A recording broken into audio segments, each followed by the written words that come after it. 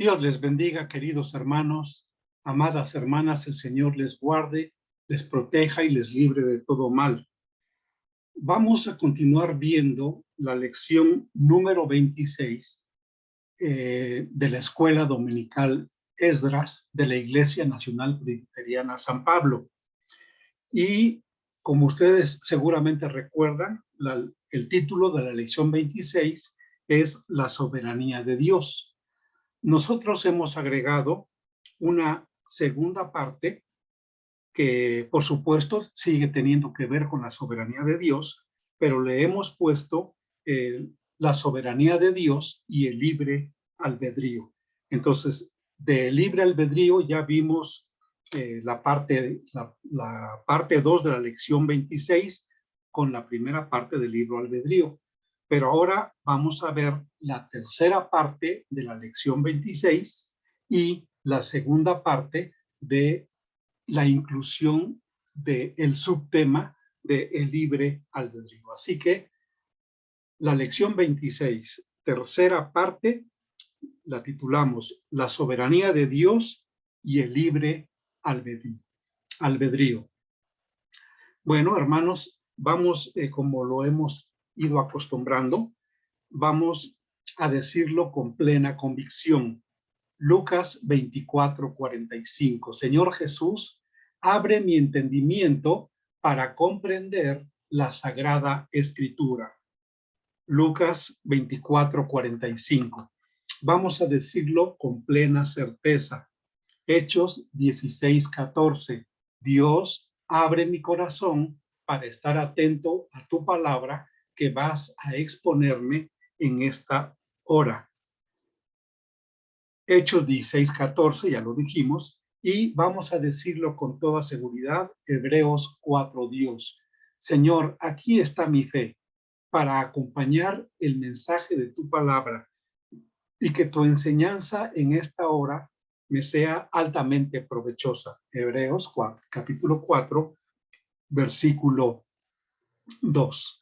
Entonces, permítanme, hermanos, compartir con ustedes la pantalla para que podamos ver los dispositivos que tenemos junto a la lección 26, que dijimos es la tercera parte, y la continuación ahora es la soberanía de Dios y el libre albedrío, segunda parte. El doctor Myles Munroe escribió en un libro que se titula La mujer, propósito de Dios para ella, y para los que le aman, así dice el libro. El doctor Myles propone el siguiente principio. Si tú no sabes cómo funciona algo, tú lo vas a usar mal o a abusar de ello. Repito, si tú no sabes cómo funciona algo, tú lo vas a usar mal o vas a abusar de ello. Y son sobrados los ejemplos que podemos poner, ¿no? Imagínense ustedes que yo tengo un automóvil nuevo, lo saqué de la agencia y de la agencia para poder llevarlo a la casa o llevarlo a la gasolinera más cercana, le dejan exclusivamente la gasolina necesaria. Supónganse que yo no conozco nada de autos y ni siquiera me doy por enterado de que hay que ponerle gasolina. Entonces lo llevo a casa. En el trayecto, pues va llegando y por fin llega a casa, pero al día siguiente, cuando lo quiero tomar para irme al trabajo, resulta que no arranca, que no funciona el carro. Y yo no sé que lo que le hace falta es gasolina. Y entonces yo digo, este auto es nuevo y ¿cómo es posible que ahora no quiera arrancar? Entonces, yo no sé cómo funciona. Entonces yo digo, bueno, pues yo en las mañanas lo que hago es tomarme un café bien calientito y le pongo leche para que el cuerpo sienta lo que recibe. Y entonces digo, pues este auto, pues también a lo mejor necesita un café para funcionar y para que me lleve al trabajo. Y y agarro y le pongo café ahí por donde está el cofre, o lo levanto y le echo café ahí. O sea, ¿lo voy a usar mal o voy a abusar de eso si yo no conozco cómo funciona? Esto es algo elemental, hermanos, es algo muy básico, hasta de risa para algunos quizá, ¿no? Porque a quién se le ocurre que en lugar de gasolina le pongas café al auto, ¿no? Que vas a abusar de él y lo vas a descomponer. Bueno, pues este principio dice que si tú no sabes cómo funciona algo, o lo vas a usar mal, o de plano vas a abusar de ello y lo vas a descomponer.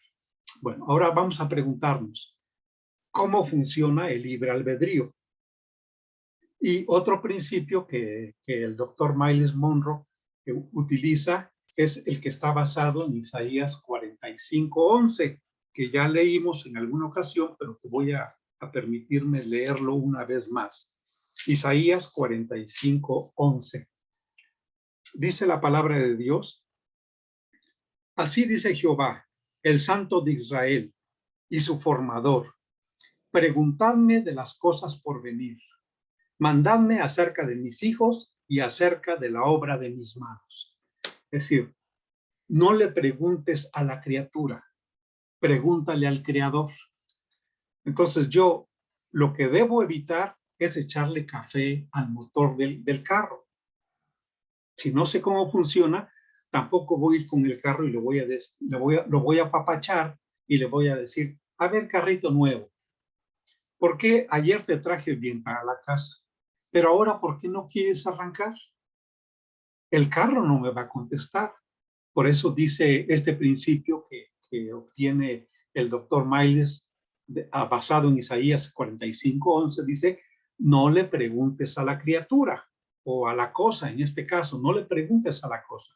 Pregúntale al que hizo esa cosa, al creador de esa cosa. Bueno, pues entonces no me cuesta nada hacer una llamada telefónica a la agencia. Oiga, ¿qué me recomienda para que mi carro arranque? Ah, ¿no pasó usted ayer a la gasolinera? No, no pasé. Ah, pues disculpe, mire, lo que le falta es gasolina. No se preocupe, usted es un buen cliente. En este momento mando a un propio de aquí de la agencia de automóviles y voy a pedir que le lleve gasolina y para que usted pueda arrancar y llevárselo a la gasolinera. Muy bien, vamos a hacernos un poquito más grandes y vamos a ponernos aquí de este lado.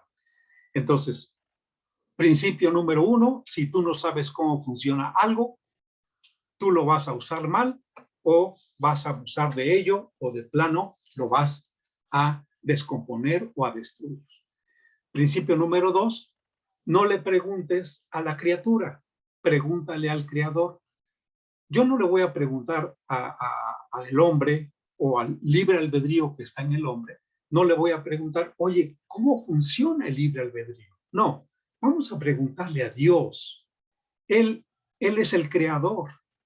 Él es el que a partir de Adán permitió que se multiplicase la raza humana y, por supuesto, las consecuencias de la caída de Adán, todo lo que fue el pecado de Adán, lo heredó o lo trasladó a toda la raza humana. Pero muy particularmente en el asunto del libre albedrío, no le preguntemos al hombre, no le preguntemos al libre albedrío, vamos a preguntarle a Dios. Y la respuesta que Dios nos da es precisamente en su palabra. Pero quizá nos haga falta todavía comentar algunas cosas que pueden ser interesantes. Desde mi perspectiva y muy particular punto de vista, hermanos, yo digo que el libre albedrío se encuentra en su concepto, en su definición, se encuentra en Filipenses capítulo 2, versículo 13, que la versión Reina Valera dice, de 1960, dice: porque Dios es el que en vosotros produce así el querer como el hacer por su buena voluntad. Si yo le pregunto a Dios: Señor, ¿qué es el libre albedrío? Miren ustedes a dónde me manda, a Filipenses 2:13, que dice: Dios es el que en vosotros produce así el querer como el hacer por su buena voluntad. Y aquí, hermanos, aquí el querer y el hacer, ese es precisamente el concepto de libre albedrío.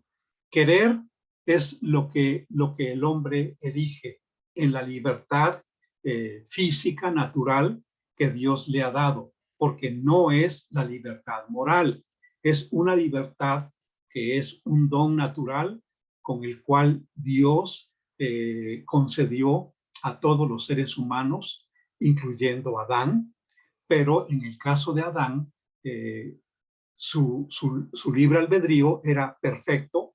Él quería, él elegía, él tomaba la decisión con respecto a puras cosas que a Dios le agradaban. Absolutamente era el deseo de agradar a Dios. Y el hacer, pues era la obra de esa elección, era el hecho que había que realizar o el hecho realizado acerca de lo que se quiere. Y ahora, como hijos de Dios, solamente a los hijos de Dios, Dios produce, que no les pone, que no les da, porque muchas veces decimos este texto de la siguiente manera: porque Dios es el que da, porque Dios es el que hace llegar a nosotros, así el querer como el hacer por su buena voluntad. No, fíjense ustedes que dice claramente que Dios es el que en nosotros produce, ajá, utiliza la sede de nuestros deseos, utiliza la libertad de nuestro análisis, la libertad de nuestra elección, la libertad de nuestra selección, la utiliza Dios para realizar o para llevar a cabo o para hacer aquello que nosotros queremos. Pero esto, hermanos, en los cristianos, en los nacidos de nuevo, esto viene de parte de Dios. No así en el ser humano irredento, inconverso, incrédulo, que no quiere saber nada de Dios, porque en él la elección es de continuo hacia el mal. El deseo es de continuo hacia el mal y entonces su hacer es el hacer pecaminoso que tiene que ver con las obras de la carne. En el caso del cristiano, su hacer tiene que ver con las obras del Espíritu y todo lo que el cristiano hace, que es producido por Dios en él, en nosotros, todo lo que el cristiano hace agrada a Dios. Es honesto, es recto. Pero miren ustedes, ahorita vamos a regresar más a estos conceptos que se encuentran en Filipenses 2 y que yo lo atribuyo a que es la forma como se conceptualiza el binomio que conocemos como libre albedrío. Pero no es aquí donde yo quiero que ustedes respondan que sí, el libre albedrío está en la Biblia, está en Filipenses 2:13. No, no, no, no. Esto es una conceptualización que desde mi propia perspectiva nos conduce a lo que es el libre albedrío, que son dos palabras distintas. Por eso insisto que es un binomio gramatical que tiene que ver con la libertad, con el libre y con el albedrío, que es el juicio. La palabra albedrío, lo vamos a ver un poquito más adelante, es la palabra arbitrium, que significa juicio. Muy bien. Pero miren ustedes, hermanos, para confirmar que los seres humanos han tomado decisiones movidos por la libertad natural, movidos por el anhelo de sus corazones, movidos por su querer, movidos por sus propios anhelos y por sus propios deseos, los hombres han tomado decisiones y muy, muy lamentables para ellos, porque están aún dentro del propósito y los planes de Dios. Por ejemplo, en Mateo capítulo 23, versículo 37, Jesucristo dijo: Jerusalén, Jerusalén, que matas a los profetas y apedreas a los que te son enviados. ¿Cuántas veces quise juntar a tus hijos, como la gallina junta sus polluelos debajo de las alas, y no quisiste? Aquí, ¿quién tomó la decisión? Dios conoce los corazones de los hombres. El hombre, el pueblo completamente, Jerusalén, no quiso, no permitió que Jesucristo juntara a sus hijos como la gallina junta a sus polluelos. Pero ellos, de su libre elección, esa libertad natural que Dios ha concedido en el ser humano, de esa libertad, ellos no quisieron permanecer bajo las alas del Altísimo y morar bajo la sombra del Omnipotente. Esta fue decisión de ellos. Dios tiene propósitos y Dios puso en el corazón de ellos esta determinación, esta decisión, pero el hombre no por eso deja de ser responsable de lo que tiene en su querer y en el anhelo y los deseos de su corazón. Por supuesto, son deseos que no agradan a Dios. ¿Por qué? Porque este querer y este hacer no está puesto por Dios en los seres que no son hijos de Dios, que viven en el pecado y la rebeldía, sino que el querer y el hacer es puesto en el corazón de los hijos de Dios. Muy bien. Luego vamos a Mateo capítulo 27, versículo 17 en adelante. Dice, reunidos pues ellos, les dijo Pilato, ¿a quién queréis que os suelte? ¿A Barrabás o a Jesús, llamado el Cristo? Dice el versículo 20, pero los principales sacerdotes y los ancianos persuadieron a la multitud que pidiese a Barrabás y que Jesús fuese muerto. Y respondiendo el gobernador les dijo, ¿a cuál de los dos queréis que os suelte? Y ellos dijeron, a Barrabás. Pilato les dijo, ¿qué pues haré de Jesús llamado el Cristo? Todos le dijeron, sea crucificado. Y el gobernador les dijo, pues qué mal ha hecho. Pero ellos gritaban aún más diciendo, sea crucificado. ¿Para qué le sirve libre albedrío al hombre? Pues para elegir mal. Sí va a elegir y va a ser responsable de su elección. Pero todo esto ya Dios lo tenía planeado, establecido desde tiempos muy remotos. Pero el ser humano, el hombre, los protagonistas de este relato del Evangelio de Mateo, son absolutamente responsables porque Pilato les dio la alternativa. ¿A quién quieren que os suelte? A Barrabás, que era un pillo, era un ladrón, era un asesino. ¿Quieren que suelte a Barrabás o quieren que suelte a Jesús? Ellos dijeron, suelta a Barrabás. Por supuesto que los principales sacerdotes y los ancianos, es decir, los jefes de todo Israel, de todo Jerusalén, estaban influyendo, estaban siendo objetos satánicos, instrumentos del diablo para influir en la gente, para que pidiesen que liberaran a Barrabás y que a Jesús lo llevaran a la muerte. Pilato les volvió a preguntar, ¿qué cosa haré de Jesús al que llaman el Cristo? Ellos le dijeron, sea crucificado. Entonces, hermanos, estos son ejemplos, son muy importantes, son muy notables, pero son ejemplos en donde el hombre hace uso de su libre albedrío, que es una libertad natural, una libertad física, pero que no es la libertad moral y espiritual que Dios pone en los corazones de sus hijos. ¿Por qué no? Porque ellos no tienen temor de Dios, porque el hombre natural, el hombre físico, el hombre que vive conforme a las obras de la carne, no busca a Dios y por lo tanto Dios no puede, ni el hombre le quiere permitir a Dios que Dios ponga un deseo honesto, recto, con el cual agrade a Dios.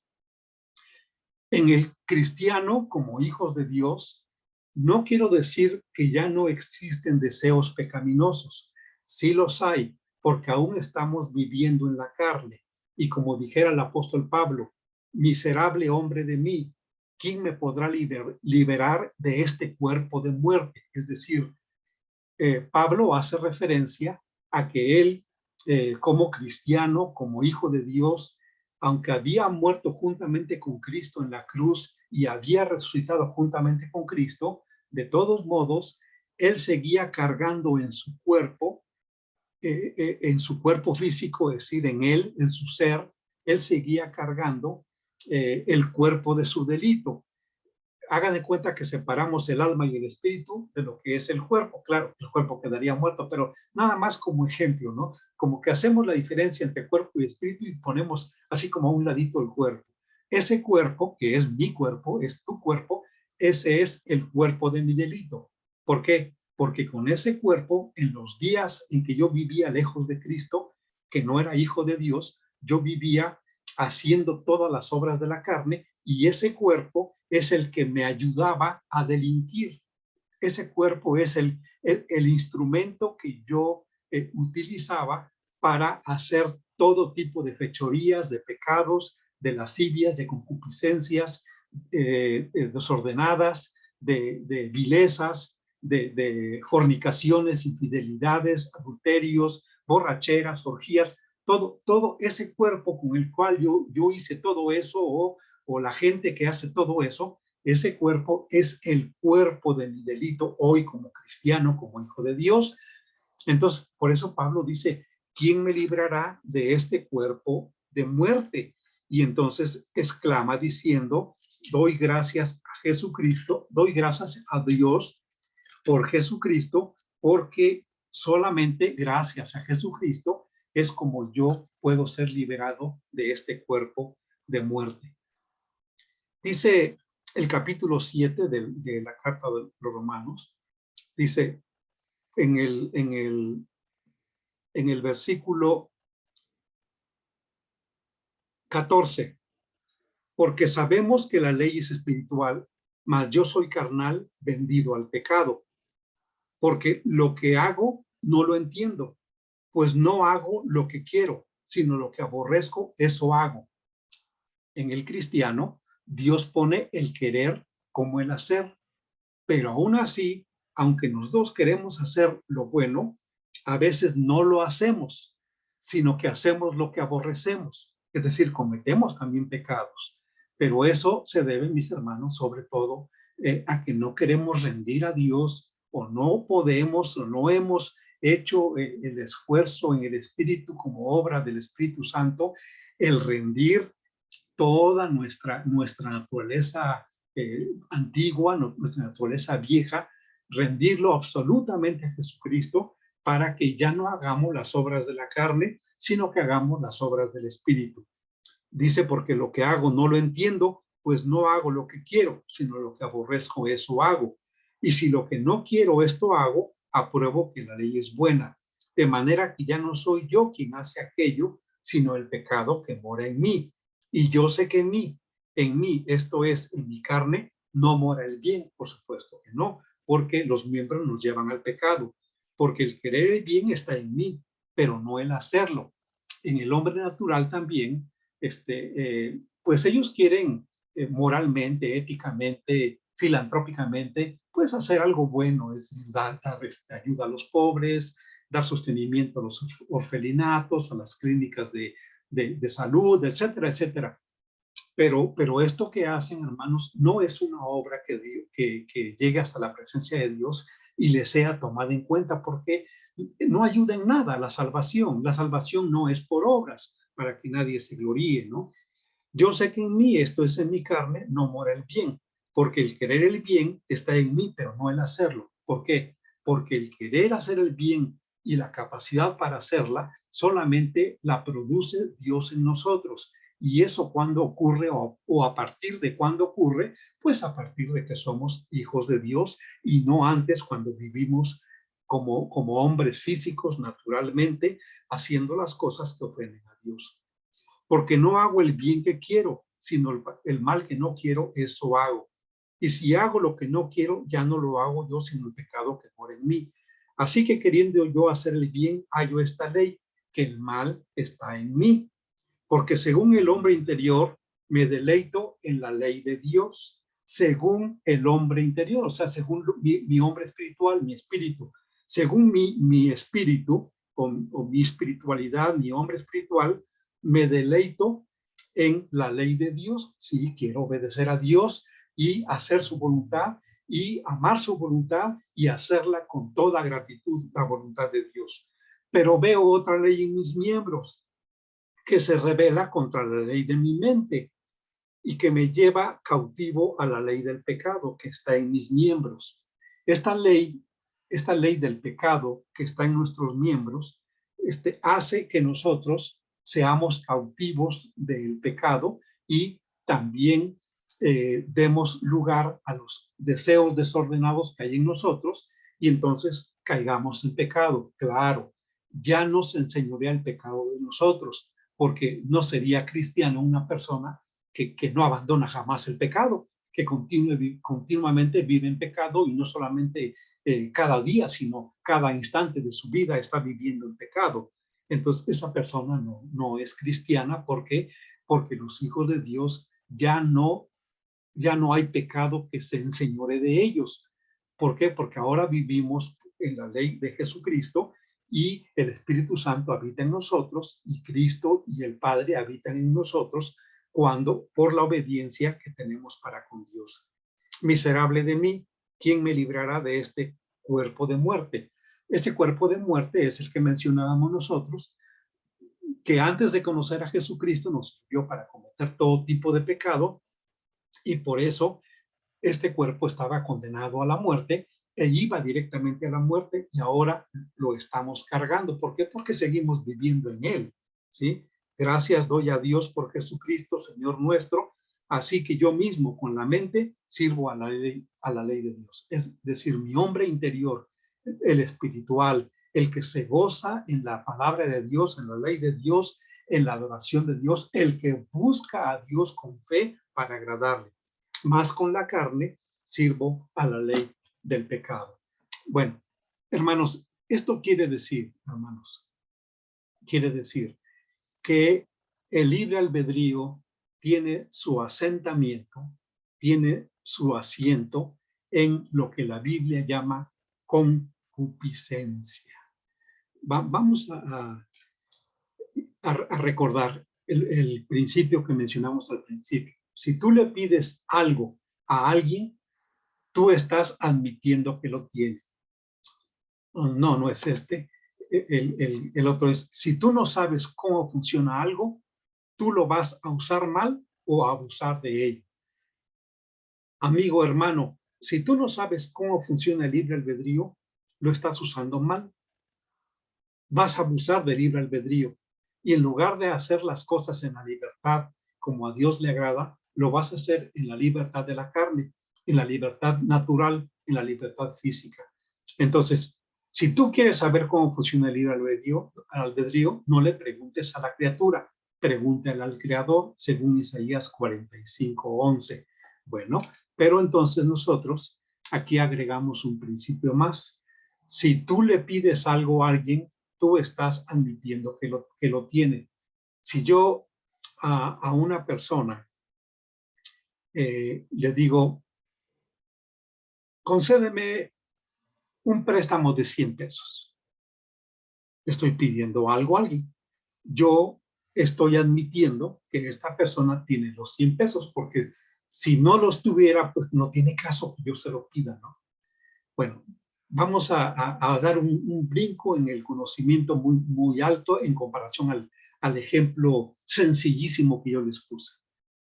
Si Dios le pidió al hombre que no comiera del árbol de la ciencia del bien y del mal, porque el día que comiera moriría, entonces Dios estaba admitiendo que el hombre tenía potencialmente la posibilidad, aunque fuera muy remota, de tener un deseo desordenado. Entonces, Señor, enséñanos, Dios, enséñanos, ¿qué pasó con el hombre? ¿Por qué perdió el deseo de servirte, el deseo de obedecerte? ¿Por qué perdió el gozo de hacer solamente tu voluntad? Y llegado un momento te desobedeció y tú que le pediste que no te desobedeciera, que no cometiera ese pecado, sin embargo, el hombre y la mujer lo cometieron y tú, Señor, aún con todo y eso, pusiste ese árbol junto con el árbol de la vida en el centro del huerto del Edén, y tú le dijiste claramente que podía comer de todos los frutos de los árboles que había ahí, excepto o menos el de la ciencia del bien y del mal, porque el día que comieran de ese fruto, ese día morirían. ¿Qué pasó entonces, Señor? Enséñanos. Y sí, vamos entonces a Génesis capítulo 3. En Génesis capítulo 3, hermanos, vemos lo siguiente. Pero la serpiente era astuta más que todos los animales del campo que Jehová Dios había hecho. Bueno, esta palabra de astucia no nos extraña, hermanos, porque a partir, si ustedes quieranlo, a partir de ese instante y por todos los demás siglos venideros hasta la fecha, por la palabra de Dios en el Nuevo Testamento, en las palabras de Jesucristo, cuando él narró la parábola de aquel mayordomo que actuó deshonestamente, pero que además el resultado de todo esto fue que su patrón, que su amo, de todos modos lo elogió. Lo elogió, ¿por qué? Porque dice que qué astuto, ¿no? Qué sagaz. De alguna manera se estuvo protegiendo, ayudando a otras personas para que cuando yo de aquí lo despidiera o lo corriera, él pudiera tener un trabajo a donde ir como refugio para su vida o ir a dónde quedarse. ¿Por qué? Porque hizo amigos utilizando las riquezas ajenas. Así plantea el contenido de la parábola y dice Jesucristo, ahí menciona que los hijos de las tinieblas en el presente siglo son más astutos, son más sagaces, son más, que diríamos, inteligentes no, listos no, sabios menos. ¿Qué son? Pues son más osados quizá, ¿no? Más arriesgados. Astutos es la palabra que el Señor utiliza. Son más astutos que los hijos de luz. Es decir, que los impíos, hermanos, nos llevan la delantera generando riquezas, siendo proactivos para lo malo, para lo malo. Pero nosotros somos prudentes porque el Señor nos los manda. Ser prudentes como serpientes y sencillos como palomas. ¿Por qué? Porque la prudencia es la palabra frónimos, que está aquí detrás de la frente, en donde está la mente, el entendimiento, el discernimiento, la inteligencia, en donde está la prudencia, la precaución, en donde está la sabiduría, la inteligencia. Ahí está el frónimos, que está detrás de la frente y que tiene que ver con las cosas fértiles, las cosas productivas, las cosas que son de gran bienaventuranza. Bueno, en el presente siglo, hoy en día, los hijos de las tinieblas, los que viven en la oscuridad, son más astutos, aún inclusive usando la fortuna o la riqueza ajena para valerse a sus propósitos y a sus medios. Que esto, por supuesto, no hacen los hijos de luz, los cristianos, los que viven para honrar el nombre de Dios, porque ellos no tomarían riqueza ajena para protegerse en el porvenir, para crearse un refugio seguro en los años de su vejez, ¿no? ¿Por qué? Porque nosotros estamos en la mano de Dios y nosotros tenemos como refugio a Dios, no tenemos como refugio al padre de la mentira. Tenemos a Dios, habitamos bajo la sombra del Altísimo, moramos bajo la sombra del Omnipotente y estamos refugiados en las poderosas manos de nuestro Dios. Bueno, así que no nos extrañe leer que la serpiente, que es instrumento del diablo en este caso, era astuta más que todos los animales del campo que Jehová Dios había hecho, la cual dijo a la mujer, con que Dios os ha dicho, no comáis de todo árbol del huerto. Y la mujer respondió a la serpiente, del fruto de los árboles del huerto podemos comer, pero del fruto del árbol que está en medio del huerto, dijo Dios, no comeréis de él, ni le tocaréis para que no muráis. Entonces la serpiente dijo a la mujer, no moriréis, sino que sabe Dios que el día que comáis de él, serán abiertos vuestros ojos y veréis como Dios, sabiendo el bien, y seréis como Dios, sabiendo el bien y el mal. Mis hermanos, el pecado usa el mandamiento como ocasión para atraparme, para seducirme, para criticarme, para maniatarme. El pecado usa el mandamiento como ocasión. Es decir, la ley, el mandamiento de repente se convierte en una plataforma de lanzamisiles, de lanzaproyectiles. ¿En contra de quién? En contra de nosotros. ¿Nosotros por qué? Pues porque el diablo se aprovecha de que en nosotros hay deseos desordenados. En el hombre natural, el hombre físico, el que no es hijo de Dios, bueno, ahí los deseos de por sí son desordenados y ese es su quehacer cotidiano. En eso está, pero el diablo utiliza también el mandamiento, utiliza también la prohibición de no ser fornicario, no ser infiel, para usarlo para que el hombre caiga en los pecados. ¿Todo esto con qué tiene que ver? Bueno, pues tiene que ver precisamente con lo que le pasó a Eva en el jardín del Edén. Dice la palabra de Dios que la mujer prestó oído al lenguaje viporino de las ideas de Satanás. La mujer estuvo dialogando con el enemigo de Dios. La mujer prestó atención al conocimiento diabólico, haciendo caso omiso del conocimiento de Dios que Dios había puesto en el corazón del hombre y de la mujer. Entonces la palabra de Dios dice que le estuvo oyendo y que llegó un momento en que la serpiente le dijo, no moriréis. Es decir, Dios te está engañando. Tú no vas a morir. ¿Sabe Dios que serán abiertos vuestros ojos el día que comáis de este fruto y seréis como Dios, sabiendo el bien y el mal? En el momento en que la mujer da oídos al lenguaje de la serpiente, su concupiscencia, antes perfecta, antes pura, antes santa, antes honesta y recta y buena en gran manera, su concupiscencia solo deseaba agradar a Dios.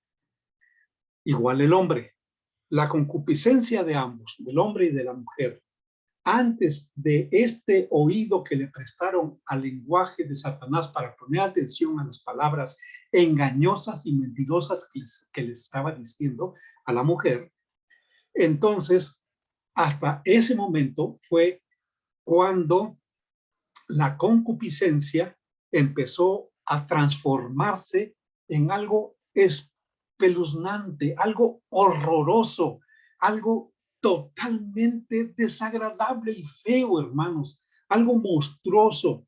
Empezó a tener deseos que el hombre o que la mujer ya no podían controlar. Eran deseos desordenados. ¿Por qué? Porque empezó a dar cabida a las palabras mentirosas del padre de la mentira, que es el diablo, y quien le dijo, no moriréis. Sabe Dios que el día que comáis de ese fruto, serán abiertos vuestros ojos y seréis como Dios, sabiendo el bien y el mal. Y continúa el proceso de transformación de una concupiscencia pura, santa, para ser una concupiscencia espantosamente desagradable con el deseo desordenado. Cuando vio la mujer, fíjense, vio la mujer que el árbol era bueno para comer y que era agradable a los ojos y árbol codiciable para alcanzar la sabiduría. Y tomó de su fruto y comió y dio también a su marido, el cual comió así como ella. Número 1. Vio, entró por los ojos que el fruto de ese árbol era bueno para comer. Si ustedes quieren, a lo mejor hasta ahí no hay nada pecaminoso. Vio que era bueno para comer. Pero lo que a continuación sigue, eso sí es pecaminoso, que era agradable a los ojos. Antes de ese instante, el hombre y la mujer solamente deseaban con su concupiscencia agradar a Dios, porque era una concupiscencia perfecta, creada conforme al plan y la voluntad de Dios. Solo deseaban hacer lo bueno, lo honesto, solo buscaban en sus deseos agradar a Dios. Y nosotros podemos agradar a Dios con la fe. Entonces ellos ponían el ejercicio de su fe siempre, a cada instante, vivían en la fe para agradar con todo lo que hacían ellos a Dios, para que al buscar a Dios, Dios se agradara con ellos, de ellos, porque lo buscaban con fe. Pero ahora, oh desilusión, oh decepción, la mujer está buscando algo no que agrade a Dios, sino que le agrade a ella. Y dice que el árbol era agradable a los ojos. El fruto, vio la mujer que el árbol era bueno para comer y que era agradable a los ojos. No me interesa si le agrada o no a Dios. Sabemos que a Dios no le agradaba eso porque ya era desobediencia, pero la mujer buscaba algo que a ella le agradara, sobreponiéndose y poniéndose encima de agradar a Dios. Ahora ella estaba buscando algo que le agradara y vio que el fruto y que el árbol del cual ella estaba viendo que era agradable a los ojos y además árbol codiciable para alcanzar la sabiduría. Y aquí ya la palabra ya es muy clara, la codicia, hermanos. La codicia entró en una concupiscencia que antes de ese instante era perfecta, era santa, era buena en gran manera. Era grandiosamente buena esa concupiscencia y que todo el asiento de los deseos que había en esa concupiscencia eran perfectamente agradables a Dios porque ellos buscaban hacer todo lo que a Dios agradara. Pero ahora la mujer está poniendo oídos a las palabras mentirosas de la serpiente. Ahora la mujer está viendo que el fruto del árbol es bueno para comer y además ve que es codiciable, que es agradable a los ojos. Es decir, ya no me importa agradar a Dios, ahora me importa agradarme a mí. Y surge el primer paso de la egolatría, hacer aquello que a mí me agrada, hacer lo que yo quiero, hacer lo que está en el anhelo de mí. Eso es precisamente lo que es la libertad natural dentro del binomio gramatical que conocemos como libre albedrío.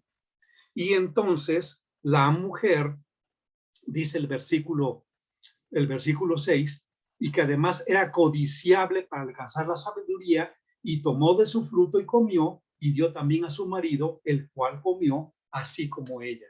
Ahí está ya, hermanos, transformada totalmente la concupiscencia que era buena, perfecta, que tenía todos los deseos para agradar a Dios, ahora se convierte en concupiscencia, pero con deseos desordenados. Hermanos, tanto en el Antiguo Testamento como en el Nuevo Testamento, o en donde quiera que leamos alguna referencia a la concupiscencia en sí no es mala, no es vil, no es algo pecaminoso.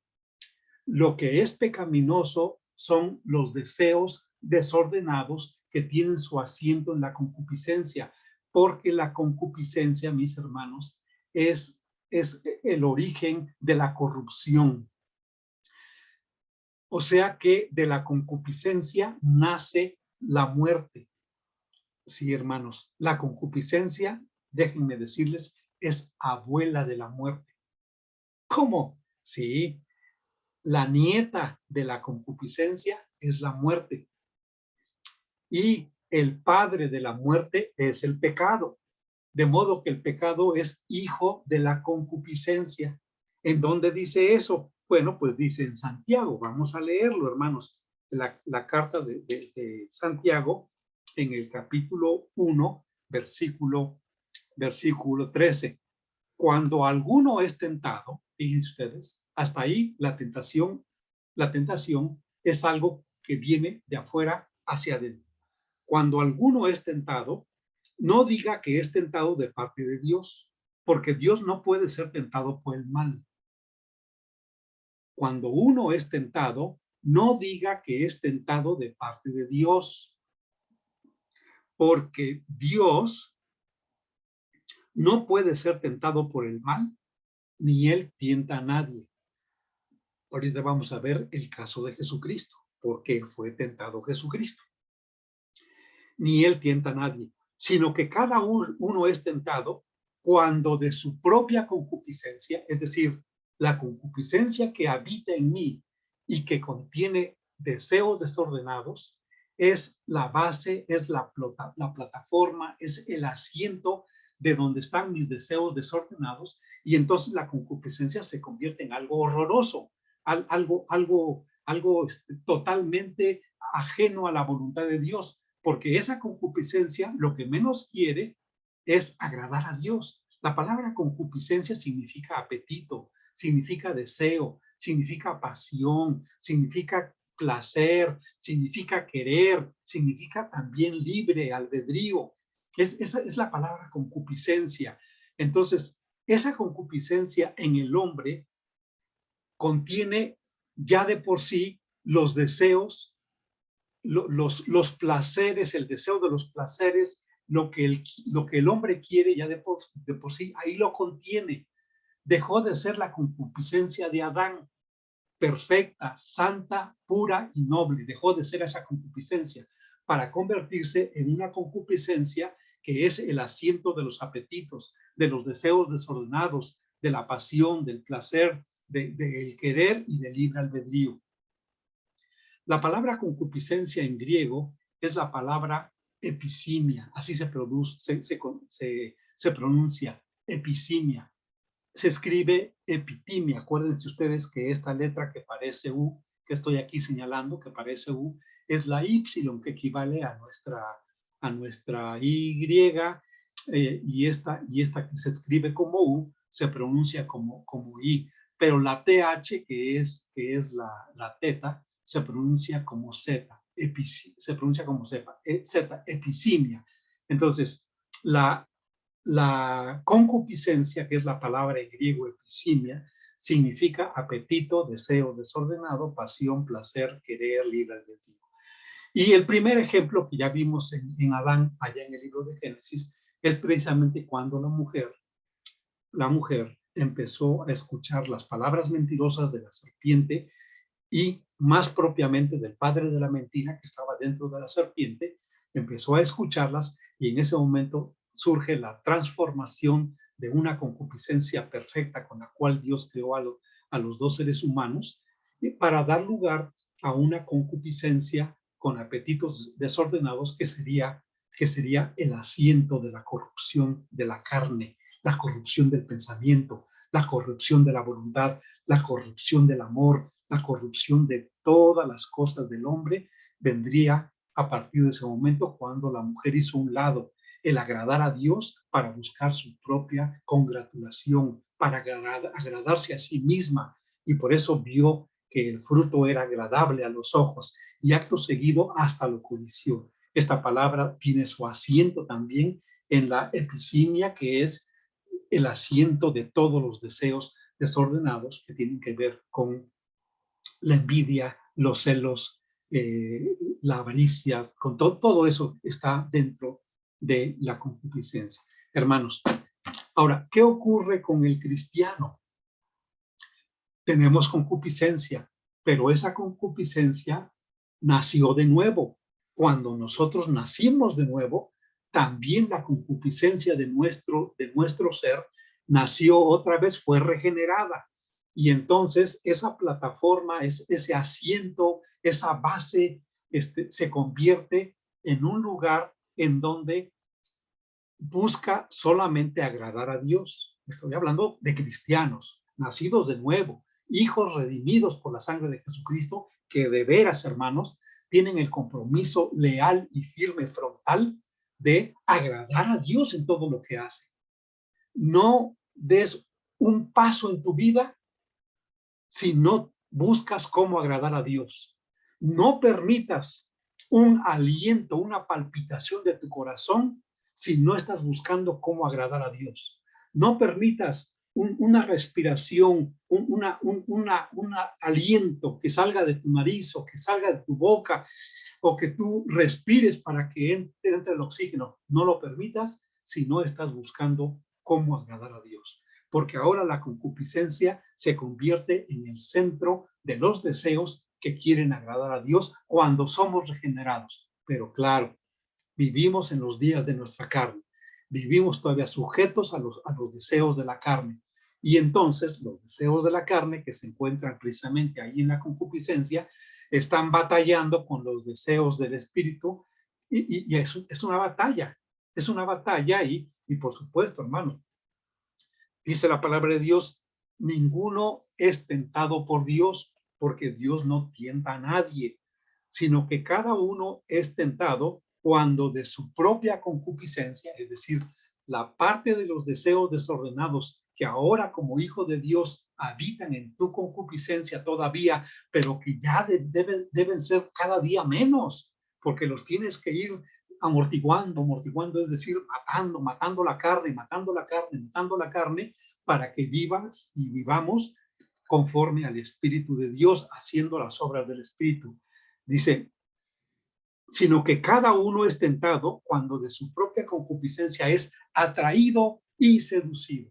Entonces, ahí está la concupiscencia y viene la tentación de fuera hacia adentro y entonces la tentación atrae a los deseos desordenados de la concupiscencia y esa atracción cae en la seducción de la concupiscencia. Luego dice el versículo 15, entonces la concupiscencia, después que ha concebido, es decir, queda embarazada, la concupiscencia queda preñada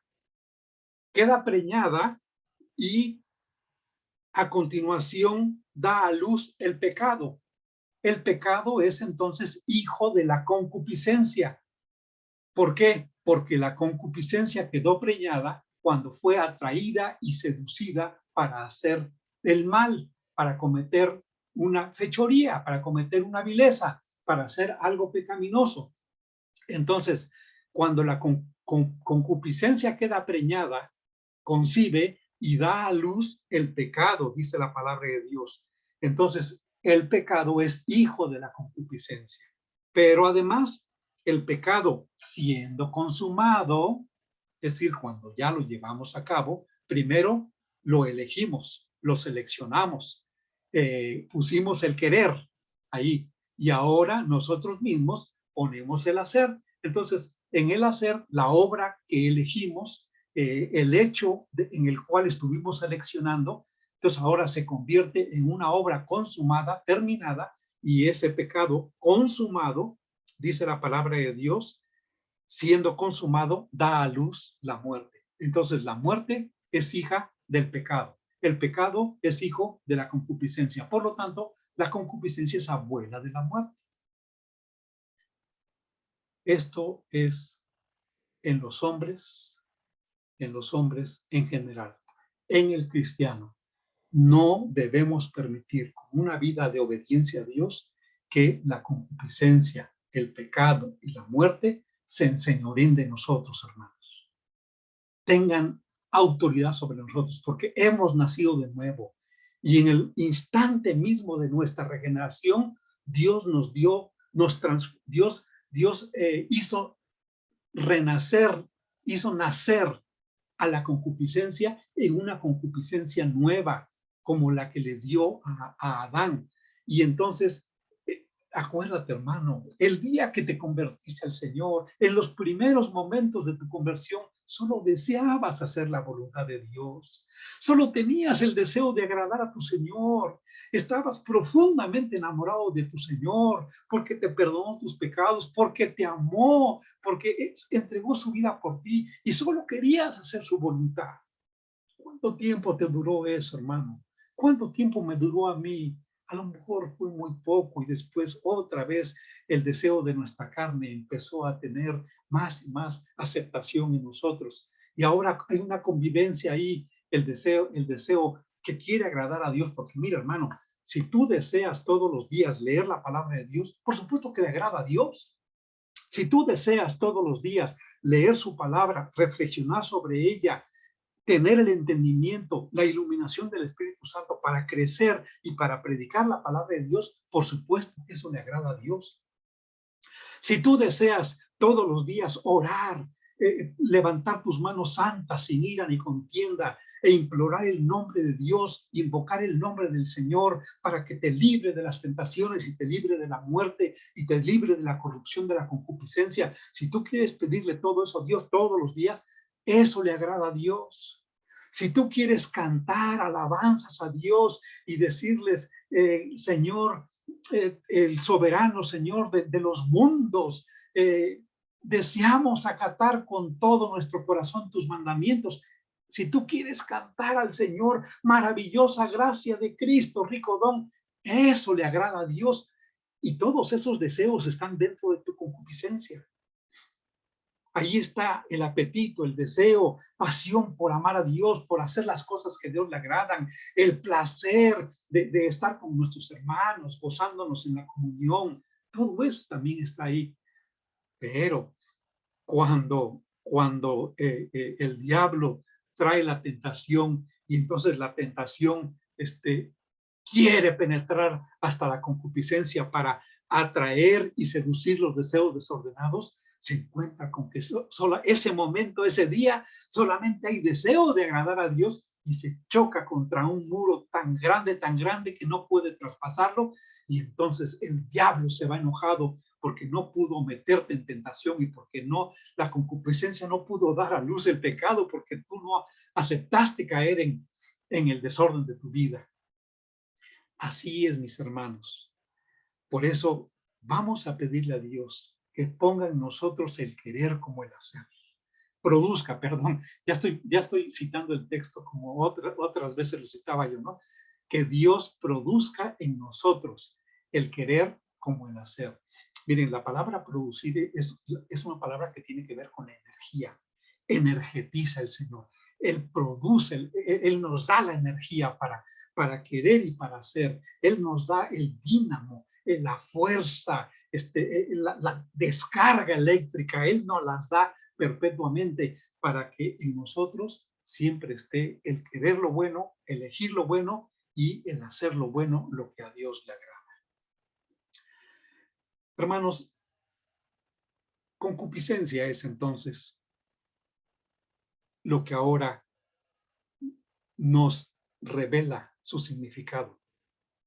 Filipenses capítulo 2, versículo 13. Porque Dios produce en nosotros el querer, que es la libertad, el libre, y el hacer, que es el juicio, el acto que decidimos, que es el arbitrium, el arbitrium que tiene que ver precisamente con nuestra decisión y, por supuesto, como hijos de Dios, sujeta nuestra voluntad a la voluntad de Dios, hacemos lo que a Dios le agrada.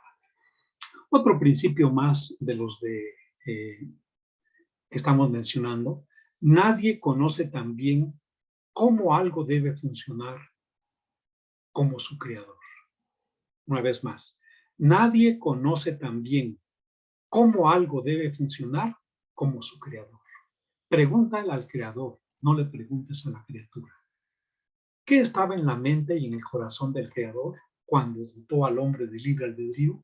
Estaba precisamente esto: hacer de los hombres, después de que reconocieran sus pecados, después de que se arrepintieran de sus pecados, los confesaran y se acercaran a Dios para que Cristo habitara por la fe en sus corazones, Dios estaba anhelando en su corazón que los hombres por fin, después de Adán, por fin fueran regenerados, nacieran de nuevo, y entonces Dios poner en el ser humano, en el hombre, una nueva concupiscencia, una concupiscencia nacida de nuevo, y que esa concupiscencia tuviera solamente el deseo de hacer lo que a Dios le agradara, elegir y hacer lo que a Dios le agradara. Y por eso la palabra de Dios dice que en sus hijos Dios produce en nosotros el querer como el hacer por su buena voluntad. Claro, si tú no eres hijo de Dios, déjame decirte que vives atado a los deseos de la carne, a los deseos de los ojos. ¿Por qué no leemos lo que dice la primera carta de Juan? La primera carta de Juan en el capítulo 1, dice la palabra de Dios. Ay, hermanos, creo que ya perdí la cita. A ver. Bueno, la primera carta de Juan dice, hijitos míos, capítulo 12, hijitos míos, estas cosas os escribo para que no pequéis, y si alguno hubiere pecado, abogado tenemos para con el Padre, a Jesucristo, el justo. Ahora, dice el versículo 5, pero el que guarda su palabra, en este verdaderamente el amor de Dios se ha perfeccionado. Por eso sabemos que estamos en él.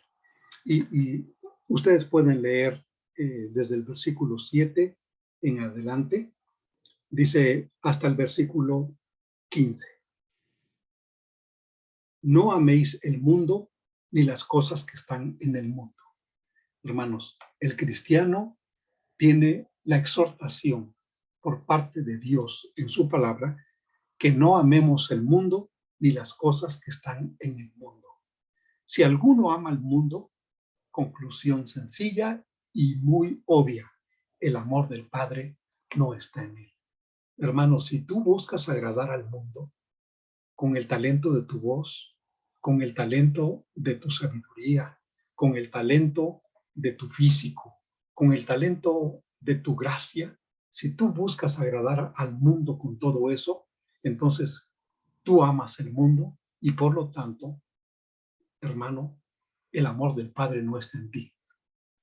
Dice la palabra de Dios, porque todo lo que hay en el mundo, los deseos de la carne, es decir, la concupiscencia, epitimia, episimia, los deseos de la carne, los deseos de los ojos. Aquí en toda la palabra deseo es la palabra episimia. Los deseos de los ojos, como le pasó a Eva, ¿sí? Vio que era agradable, y la vanagloria de la vida no provienen del Padre, sino del mundo. Es decir, Dios no es el origen del pecado, hermanos. Dios no creó el pecado. Dios no fue el primer hacedor de pecado. No, no, no.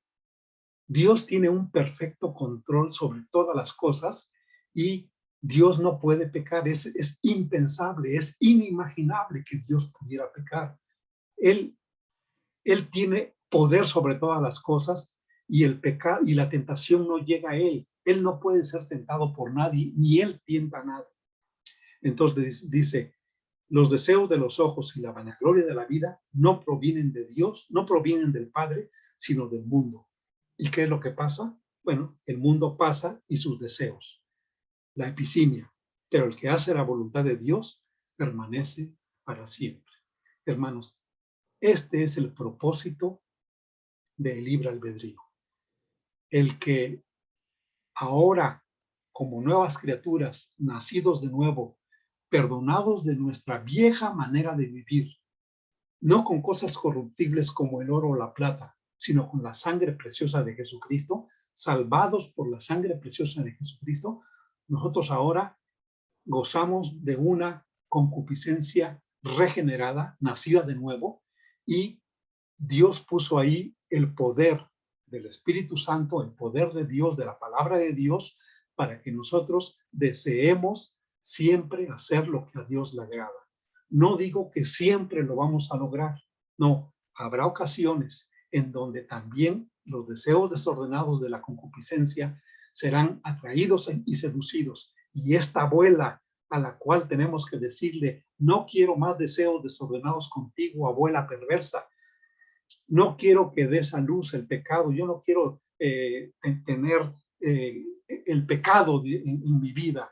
Y esa nieta perversa que es la muerte, dice 1 Corintios capítulo 15, versículo 26, que tenemos la promesa de Dios, que el postrer enemigo que será destruido es la muerte. Amén, hermanos. el postrer enemigo que será destruido es la muerte. Entonces, esa nieta de la concupiscencia, esa hija del padre que es el pecado y que es hijo de la concupiscencia, tanto los deseos desordenados de la abuela como la consumación de la maldad y de la fechoría, que es el pecado, el papá, de la muerte, del postrer enemigo que será destruido, hermanos, ya no nos van a hacer ningún daño. Y desde ya tenemos que luchar contra eso y pedir el poder del Espíritu Santo, pedir la fortaleza de la palabra de Dios, pedir el poder de Dios para que desechemos todas las obras de la carne.